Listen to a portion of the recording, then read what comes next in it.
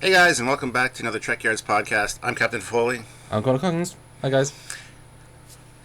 And today, Samuel, I have a confession to make. Our friendship and this whole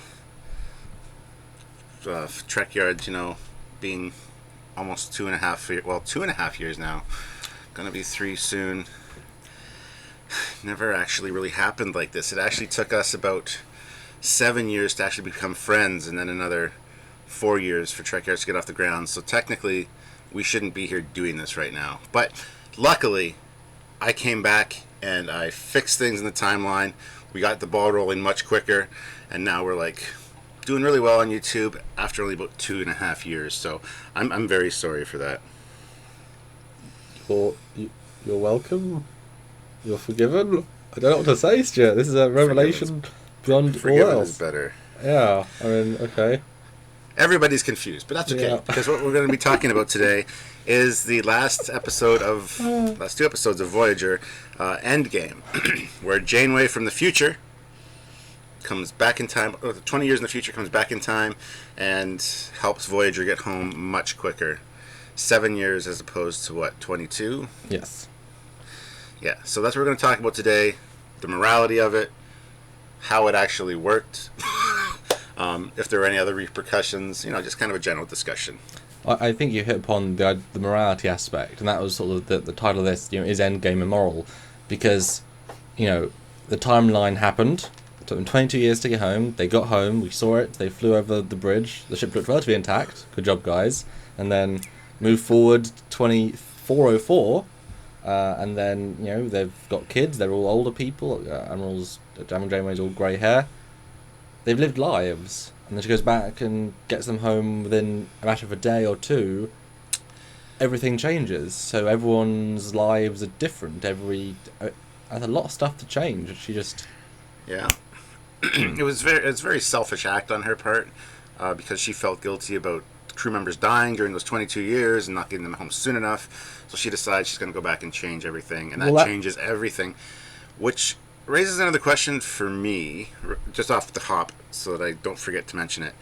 How many people did that actually affect? Just the planet Earth? Did it affect, were there ripples throughout different quadrants and stuff? There would have been, probably. So she affected a lot of people's lives, a lot of species' lives in this process. Well, it's an interesting episode. I really like the Voyager Endgame two-part. I think it's great visually. I think it's got a good story. I think it's got good characterizations. I really enjoy it. And it's great to get home. But the surface level obviously makes people think, hey, they got home, woohoo, we skipped that many years, we saved, Chakotay and Tuvok, we saved them. But as soon as you start analysing it and thinking about it, as you just said, well, yeah, if you've been travelling, I don't know obviously how many times they jump, do a wormholes or whatever, but they still travel at warp throughout a quadrant. All the planets, all the races, how many bloody races do they interfere and see in those 7 years? I mean, you're looking at least the same again. That's millions, if not billions, of people potentially, and then years and years of those ripples, and then all of Earth, at least the future of Earth. Yeah, and everybody's lives, because if you took 22 years to get home, the people that you would have met if you got home in 7 years are different people. So the people that got home in 7 years met people, had families, had good lives, happy lives, more than likely. Well, it's like people might have, got together in the 9th year of being on Voyager because they just ended up, their stress or whatever pulled them together, but then getting home in 7, they might have then found a new husband and wife, whatever, on Earth or somewhere else, so that you're changing, pairs, you're changing the future, you're changing, Morale Paris, she's in Endgame, she was born just before, and then she's, we see her all growing up. Well, her normal iteration, she'd learned how to be a person on Voyager, and then was part of Starfleet. Now she'll, be on Earth, she'll have this wonderful, meeting all their parents and stuff, so she'll have a completely different existence, completely different life. She'll probably look the same, but everything about her nature versus nurture, the nurture will be different, so different person. Exactly. So, did that morality bother you at the time? Did you even think of it, or were you kind of like, hey, that's an awesome ending, like you said, you've already kind of said that, where you saw Voyager flying, they got home, yay. But then afterwards, it's just the sitting and thinking about it, going, wait a minute. Well, I want you to answer that first, though, Stuart, because I obviously have some thoughts. What do you think? Did it bother you? didn't bother me at all. I never really thought about it until after the fact. Does it And then bother you now? No, I can't say as it bothers me. It's just, was that fair on her part to do that? Because how do I know that if somebody that I don't know, never met, goes back in time, changes everything, and all of a sudden, I haven't met my wife, although I wouldn't have known any different because I was in this timeline. It's a tough one. It really is. I mean, we know a lot of entities and people can kind of feel out what's going on in other timelines, and they know something's wrong. Yeah, what would Guinan think based on this? Because surely, just like, when Tashiar came back, she would be like, why is the timeline changed? We just know why. Because it's a very odd person. Yeah. She's on the E somewhere or wherever. That must be kind of strange for her. She had a timeline change. Yeah, and that could really affect her life. She could think she's going crazy. Why is everything so different? But then, does really the one ship coming home early, would that affect any other ship? Now, obviously, the technology Voyager brings, especially since they have the future armor technology, although I think they say at some point that it doesn't necessarily get off the one ship. Like, they can't. It's so advanced they can't replicate it, so it's just a singular ship. Anyway, that's a separate question. But would they affect really just this one crew being home, even with the knowledge they have? Would that really affect a science ship in the Beta Quadrant or most ships, or even most people on Earth? I mean, yay, the champagne will be early. They arrived, but why would it affect anybody else majorly? Obviously, the people then go off the ship and start being on different crews. But would this person affect that too much? So would Guinan even notice a difference? I mean, maybe this ensign's not there anymore, but there's nothing drastic. Certainly not as much as compared to Enterprise C coming back, which was a radical rechange of the entire quadrant. Yeah, see, that's a tough question. Yeah, I could just be a nagging feeling in the back of somebody's brain going, "This isn't right." I feel like this should be happening. But like I said, that could, if it's somebody like Suter, let's say, who we know was crazy and eventually died, somebody like that would really affect their mental health if they thought that something was wrong, and because he was already kind of screwed up. You know what I mean? Like, it could really affect some people that aren't even involved at all with Voyager crew. It could be quadrants away, and if they could just sense ripples in the timeline or time stream, they'd be affected all the time because there's always stuff going on, I guess. Yeah, but you're looking at a handful of people compared to the billions. I think one interesting... And the needs of the many outweigh the needs of the few. Or the one. Or even the 70. So one interesting thing about this episode, about the whole changing time, it's a different perspective. Now, they're changing the future, but we are in the present. And yes, we're introduced to this future straight away, but that's not where we are as the audience. We are in the 7th year, so we're seeing events of the future, but then we get pulled right back into our time. We don't start in the future, say we're going to change everyone's lives. We are saying, no, we're going to, someone from the future is going to come back and help us, which is why we think when you watch the episode it's all right, because it's not us that's doing it. It's someone from the future that's coming and changing us. So again, our contemporary timeline is, okay, now we get home, yay! How do we know any different?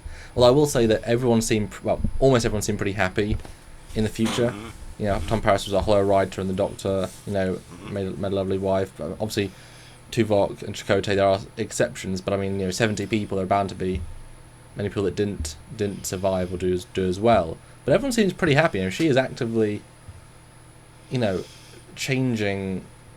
Now, that said, though, is there not 10 whatever years more hardship on being on Voyager? Are you not basically giving these people a much better life? Like, are you not giving these 70 people, the ones that do survive, even if they are happy, 10 more years of happiness? Is not raising Morale Paris on Earth with parents and grandparents, is that not, is that not an amazing thing?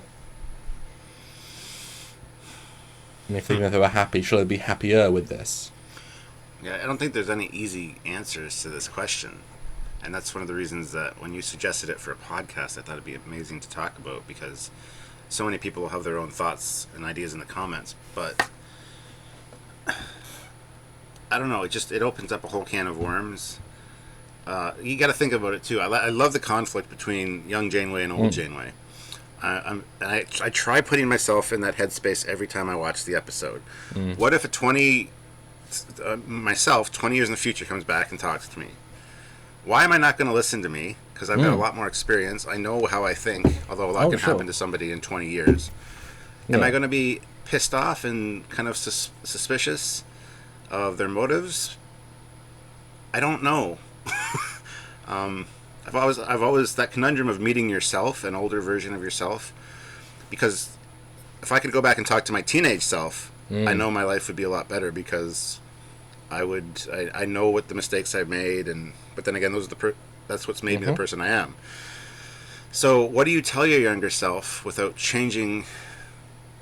Unless your life is totally awful at that stage, what do you tell yourself in the past to make yourself a better person? But that'll be a different you in the future.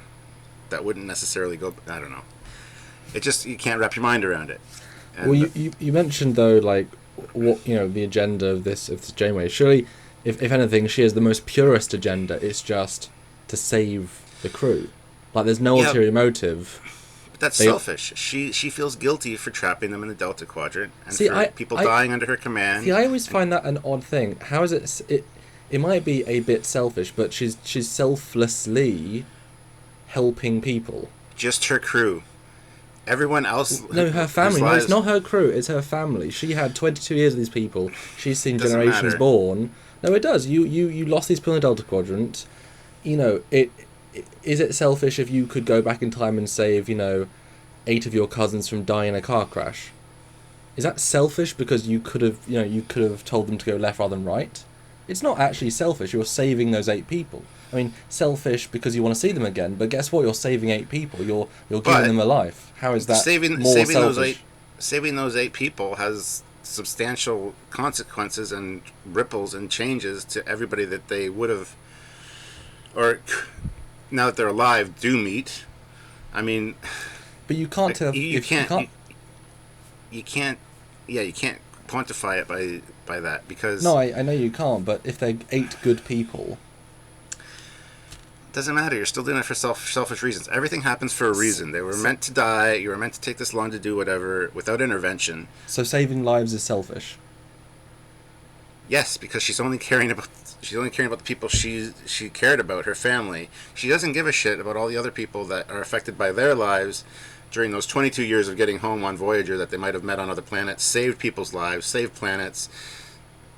Who knows what happens in those years? That's not going to happen now. So let's say in the 15th year, Voyager comes across a ship that needs assistance, and there's like 60 people still alive out of 220. The crew most of it got killed. They take care of them on Voyager, give them medical supplies, a replicator to help them out. But now that never happens. So those 60 people are just going to die because nobody comes to their aid. But she's saving her 70 people, so it's okay. Or even something even more dramatic, maybe the Herosian, or even the Kazon, God forbid, get back, and they get to the edge of the Delta Quadrant, and they have this massive purge where they kill 17 billion, and Voyager is the one ship that stops them. Exactly. It's a lot of people. So when you look at it that way, it is being very selfish, taking care of the people that she knows, and doesn't give a damn about anybody else. When the universe has it set up a certain way that we all affect other people's lives, and that they in turn affect other people's lives. So just because you're one person, you make a huge difference to a lot of other people without even realizing it. So what would have made sense is Future Janeway comes back, right? She uses a subspace disturbance cloning device to clone Voyager. She knocks one out. She takes the other one home. Lets the first one do the Delta Quadrant stuff alone. Lets the other one go back home. And just before the other one gets back home, destroys it. She just kills her family. And they all die, but it doesn't matter because their doppelgangers are still alive. Or she throws them back into the Delta Quadrant and then gets them. I don't know. No, that's it's time, isn't it? Now, I think it is worth. We talked about this a little bit beforehand, but whenever you're dealing with time, there are many ways of looking at. Well, I don't know the time. Let's go. We got if time is just one long Back to the Future, isn't it? What time is just time. You go back, you affect something, and then Marty has a picture, and guess what? His brothers and sisters are disappearing, and he disappears from the past, even though he's in the past. That's one string of time, So anything that if Abigail Janeway, as soon as she had done something, then she would disappear, the arm would disappear, everyone would forget. Like, that would just stop. So therefore, the cause, what could happen is more minor, because she would stop existing. Well, not exactly straight away, Back to the Future, or Back to the Future 2, where by changing something in the past, it then creates a new alternate timeline, and then they exist in that. It's a divergent, which is what we thought the Kelvin timeline was, but now people are saying it's now an actual completely parallel, or complete alternate or parallel. So if Janeway is going back into the past and changing it, she could easily just be creating an alternate timeline. Yeah. Where she got them home, but no one in her timeline, because you can't imagine that where she came from suddenly stopped existing. Cause otherwise her armor, none of the stuff she has could exist. So therefore, they're not dead. She hasn't changed anything. She's just created a new parallel timeline whereby she gets them home soon, which is why she can still exist. Or time is a fixed thing whereby, as in, it's like a solid material. You go back, this ever gets erased, but because you're still in the past, time accepts you as being there. You can. That's what I think happened. That's what I bought. See, and the other thing, well, that's a great point, actually. It could be multiple timelines and stuff, but anyway, I think of the Final Destination paradox. You're meant to die at a certain time and place. Okay? If you cheat that death, you're going to get killed soon after that by extraordinary means. I don't know if you've seen the film's Final Destination. No, yeah. Pretty good. So who's to say that all the people on Voyager that got home in 7 years now, that were meant to die during the 22-year mission, as soon as they get home, meet their families, get hit by a falling meteorite, or. But the thing is, isn't that in a sense better though, because they do get to meet their families, they get to have the resolution of being home. Yes, you just robbed them of 7 years of life, but it's not exactly an easy life. You get home, get to meet their family, It's hard to weigh that. It's hard to weigh that whether that's better or not. Like, yeah, I got to see mom and dad again, but. But I don't think we've ever seen an incident like that in Star Trek. I mean, I'll bring in another timey-wimey one. All good things. The future Picard. So you're saying that got erased? Yeah, it did.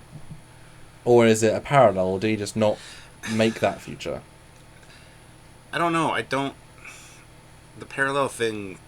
And surely, if he's now changing, because he changed stuff in the past. Surely, if he went back and he was in his younger body, went to that ship, and I think Q undid that all. But surely, if he changed that past, surely that ripple, surely the crew would have known. Well, our captain's a bit of a weirdo. Let's not follow him. I mean, that didn't. They didn't go to Farpoint, did they?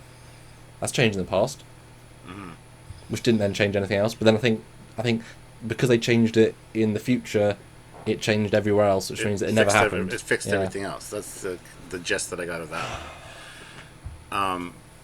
But yeah, that was one possible future, as they say. Janeway's was too, but it was a definite future because she came from it and she lived those 22 years. The other people from this, I don't know. See, yeah, it's really hard. It's really hard to say. I don't know. I don't think this podcast has any easy answers. Well, temporal mechanics is a bitch. They are. I gotta ask you a sub question. How many of the crew? So Janeway made the decision. Kim let her do it. It is worth saying. So Kim was on board to saving them. Captain Kim on the Rhode Island. He let her go. How many of the crew, if she had told them, if she had a meeting with all, I've got 70 people, 800 people, whatever, and said, this is my plan, how many of them do you think would have agreed, and how many would have said no? What do you think? Oh, I have no idea. That's really tough. I think it would have been a pretty close 50-50 split. Because you're messing with people's lives, and I think the morality of Starfleet would take that into consideration, be like, I don't think we should do that. Well, Temporal Prime Directive is a real thing. I mean, it's there for a reason. Yeah. And as for Kim letting her go, I think that was more of a, okay, you crazy old bitch, go ahead, give it a shot. I don't think you're going to succeed. Bye. If I don't wake up tomorrow, that's cool. Because, I'm Kim and I'm finally a captain, but Jesus. To be fair, though, if he got home earlier, he'd probably be a captain earlier. So Oh, there you go. he just won his promotion 7 years earlier. To be fair, but I think everyone in that crew when they got home is like being promoted at least twice. I think everyone deserves a pretty significant promotion for doing well, maybe not like 2 because they did their jobs, but who did them exceptionally? Probably Balana going. I mean, I think every Marquis slash Marquis, the Marquis of the Marquis. I think Balana out of everyone deserves a pretty decent. Like she was a Marquis and now she's been chief engineer. Done some pretty incredible things. She's done some Scotty level fixing the ship. I think she's probably going to be a second in command somewhere. Or anyway, that's a weird tangent. I feel like Balana and Paris might be okay with it because they already have their daughter. Like them 3, they'd rather have her on Earth because they still have their whole Voyager family, but also all the Earth family. I think they'd pick that. I'm sure obviously Tuvok would because he could be I think he would. No, I don't think he would because logically you shouldn't be messing with the timeline. See, Well, no, he's one okay. that would. He's one that even knowing his fate would say no, don't do it, Captain. And we know that Janeway relies heavily on his decision. He would talk to her and she'd disregard it. Because To be fair though, in the future he was like throwing stuff against walls, so he didn't approve. No, that's a good point. I guess I was trying to remember that she could fix his illness, but no, she couldn't. They had to go back to Earth to find a Vulcan of his family to fix it, so they couldn't. So she couldn't bring with her a cure. There is no cure per se. The Doctor, I don't think is part of the equation. 7 probably would pick the crew because that's her collective. She wouldn't want the big collective. She'd want her little collective. Chakotay, I think, could go either way, especially knowing 7 died as well. I think he'd probably say no. Let's get these people home, especially if it's his own crew as well. I think Chakotay might agree. I don't think 7 would though. No, like I said, she's got her own little collective. Yeah, she wouldn't. She wasn't excited to get to Earth because she didn't know Earth. But do we see Naomi Wildman in the Endgame? I can't remember. As in the future, Naomi. I don't believe. Yes, we did. Yes, we did. She was in the astrometrics lab with a young gentleman. I can't remember. They were looking at something, and Janeway came in, or was that a different episode? Because there was that time split episode. No, I don't mean the fake alternate future people from the split episode. I mean actually in the future. I don't think she was I think she was on mission. I think she was actually an officer somewhere. The question is, Stuart, do you think the Delaney sisters, they would want to be altered or not? I think one of them would. Yeah. Which one? No, it's Okay, okay. I got a tertiary question for you then. Considering, Nemesis couldn't happen unless they changed the timeline, which means that there's at least that version of Nemesis. So we already see that that was the future. Anyway, because Voyager has a lot of knowledge. It might not be all useful knowledge, but they have a lot of Borg knowledge. They've got 7, they've got the Delta Flyer, they've got Transwarp sort of, they've got a lot of cool things. Even temporal shielding they developed once. No, that was a fake timeline. They didn't have to. That was the other fake timeline. No, and the arm technology, at least they can dissect. They probably have some transfer torpedoes left. Some. The fact that they're bringing all this technology, 20 years earlier, surely that would also massively help the Federation defending its other people. Surely that would save a lot of people in the Alpha Quadrant specifically. I mean, imagine if the Borg threat comes back or whatever.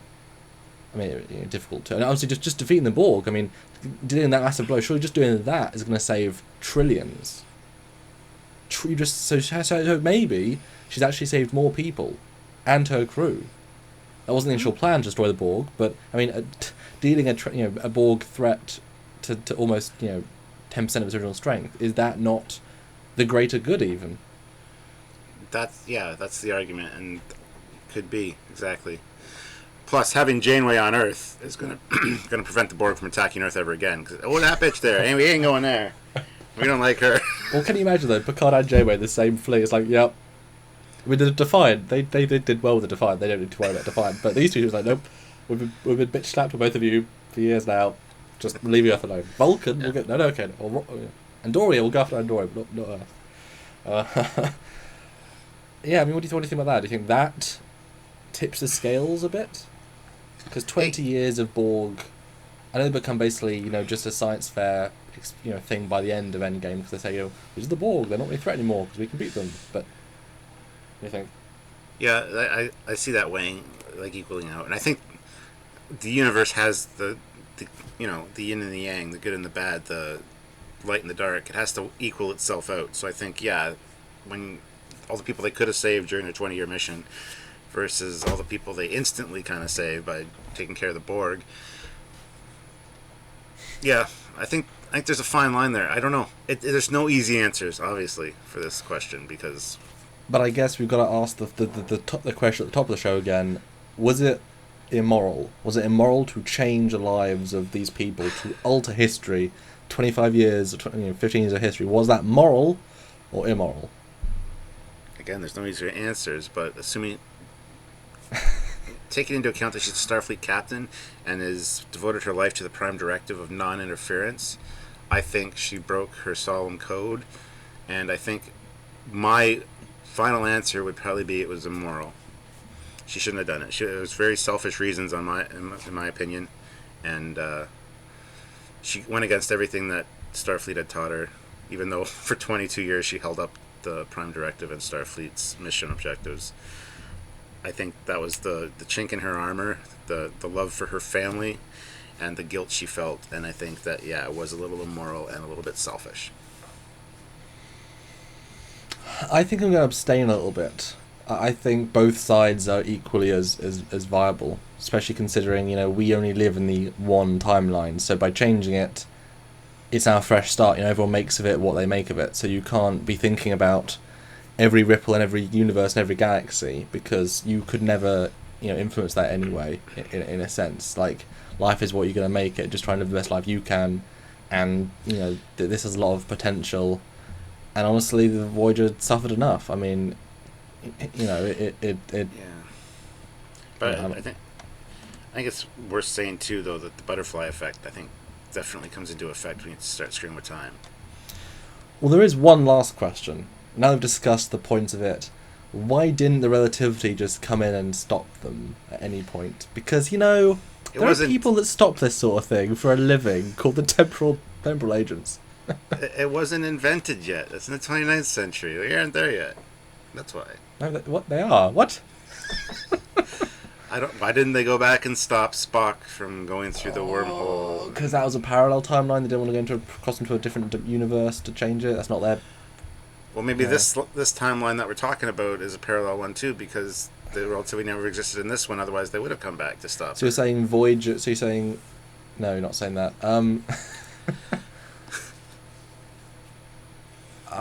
Maybe the relativity only exists in like a few timelines, but we don't see those very often because there's a lot of time interference that they don't. So you're saying back. What really happened is that the relativity in the Endgame timeline, all they saw was a shuttle crossing into a parallel universe. So they didn't change anything, so it didn't affect anything. And the relativity in our timeline, it was always going to happen, so therefore they didn't stop it. Exactly.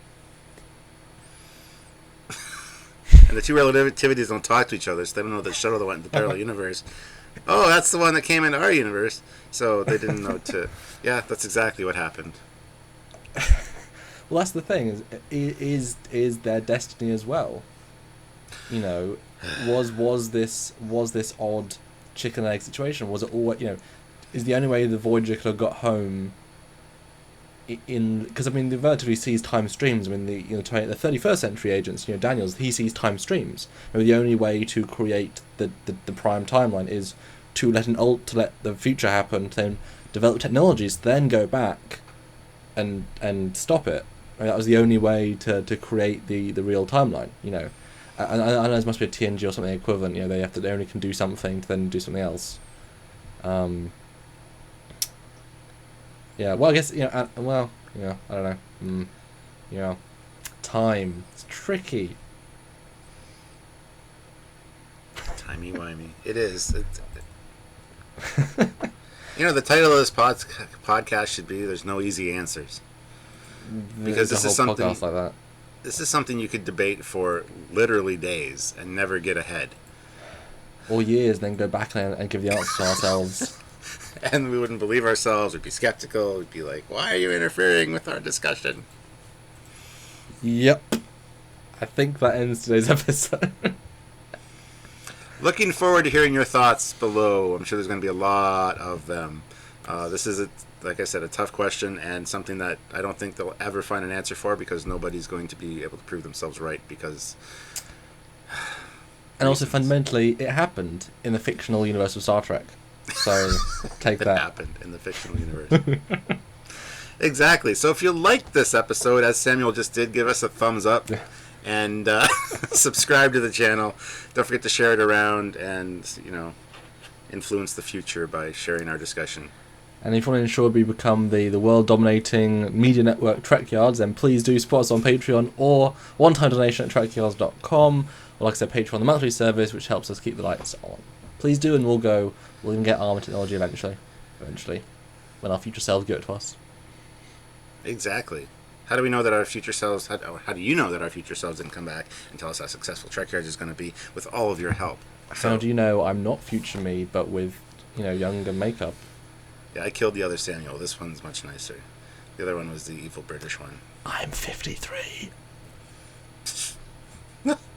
Anyway, guys, looking forward to the discussion below. Hope you guys enjoyed this, and we will see you next time on Trekyards, or just if you want to come back through our podcast next week. But there's Trekyards all week long, so just check us out. Bye, guys.